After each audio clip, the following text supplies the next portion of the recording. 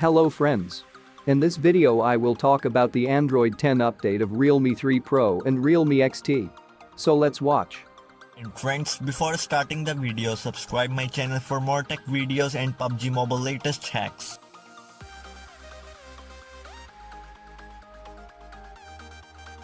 So friends, RealMe has finally rolled out Android 10 for two of its devices, which include RealMe 3 Pro and RealMe XT.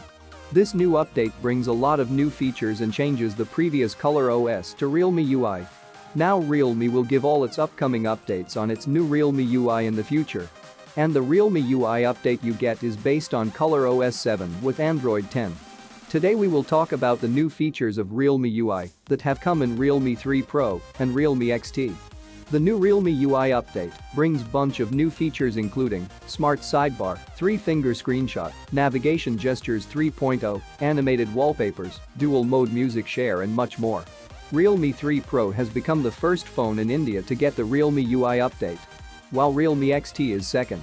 RealMe has previously stated that RealMe 3 Pro and Realme XT will get Realme UI update in January, and the remaining phones will get further updates according to their time. So friends, this is the latest news regarding RealMe 3 Pro and Realme XT.